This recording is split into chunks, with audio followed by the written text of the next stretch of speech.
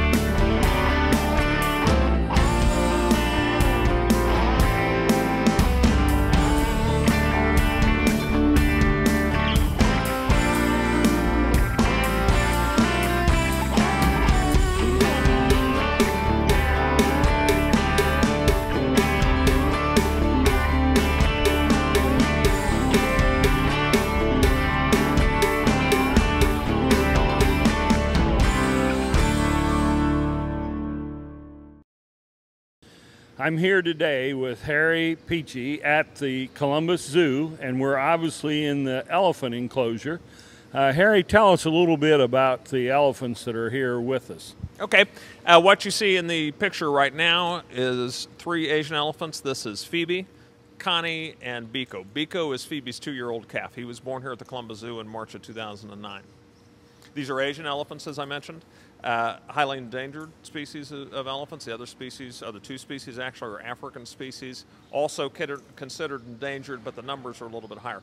There are between 35 and 50,000 Asian elephants remaining in the world. That includes domesticated elephants. They're referred to as domesticated. They're not domesticated in the sense that you would regard livestock, but they are managed by people. They haven't been bred through successive generations.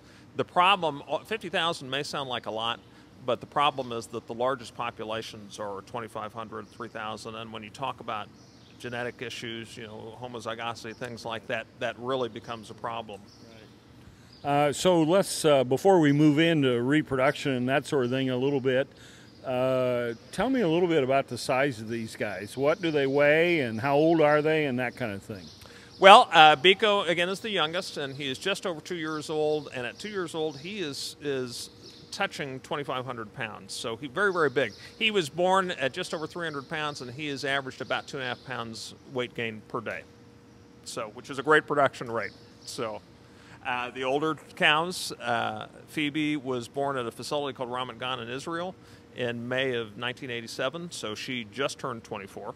And then Connie was born in Thailand, so she was a wild-born animal. She is probably about 37. You know, one of the things that fascinates me as a large animal veterinarian is that when I work with cattle, they often have a feed to gain ratio of 5 or 6 to 1. And then here a week or 2 ago that we spent some time on a trout farm, and the amazing thing was they had a pound of gain to a pound of food eaten. So tell me about the rate gain on an elephant. Well, again, 2.5 pounds a day is pretty significant. I mean, you know, we might do that around Thanksgiving, but I mean, that's a lot of weight to be putting on each and every day. And there are times in his lifespan when that growth rate has actually gone higher. But one of the things that kind of fascinates me about it is that for the first year, that is all produced by mother's milk. And he's going to drink perhaps 1.5 gallons to 2 gallons of milk a day. If you want to convert that into weight, you're talking about 12 to 16 pounds, let's say 2.5 pounds weight gain a day, so roughly 15%. So one of the things is what is the butterfat content of that milk? Because like a cow, we've got some cows with real high butterfat and their calves gain faster. Is that the case with an elephant? Actually, it's not. The fat content, I can't address butterfat, but the fat content in elephant milk is actually relatively low. Asians are higher than Africans, and it's reflected in the growth rates of the calves. Asian calves grow a lot faster than African calves do. Our 7-year-old calf is considerably larger than the 7-year-old African calf at the Toledo Zoo, for example. But the percentage fat is really very, very low for elephants, much lower than you would expect.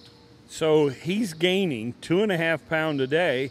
Let's talk about how many pounds of feed, and then we can do the math easy enough.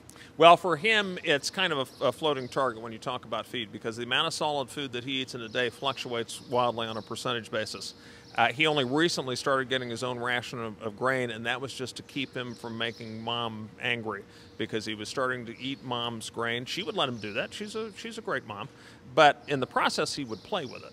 And she was not really happy about that. I mean, her attitude about it was, if you're not going to eat it, leave it for me and I'll take care of it. So we had to start giving him his own ration of grain. He only gets about 2 cups, not a large quantity. Hay is a different situation. So he will eat hay in a comparable fashion to an adult. He will stand and eat hay most of the day, just like the adults will. His mom will eat 2 bales, a little bit better than 2 bales a day. He doesn't approach that, and it's a little hard for us to assess because of the quantity. But in terms of number of hours in a day spent feeding, it's comparable to an adult. So you're talking about 8 or 9 hours. So the thing of it is, let's get down to talking about digestion a little bit. And as you know, that cows are ruminants, where they're able to ferment and then digest their food and take in big quantities, cough it back up, and re-chew it, or chew their cud. Right. And horses, on the other hand, don't chew their cud, but they have a fiber digestion thing called the cecum. Tell me where a elephant falls into this scheme as far as their digestive system. Kind of midway between the two. They're not ruminants and they're not monogastrics like an equine. They don't have a cud. They do engage in fermentation, though. So they have a chamber in their stomach. It's almost like a 3-chambered stomach system. They have a chamber in there where fermentation occurs. Very inefficient digesters. They only digest about 50% of the material that they eat. Transit time through the digestive tract can be anywhere from 11 to 24 hours. One of the advantages of this inefficient digestive process is the role that they play in an ecosystem. Elephants are referred to as keystone species, meaning that they are like the keystone in a wall or an arch. If you pull it out, that ecosystem will collapse. There is a process whereby there are plants that have evolved seeds that have a very thick shell.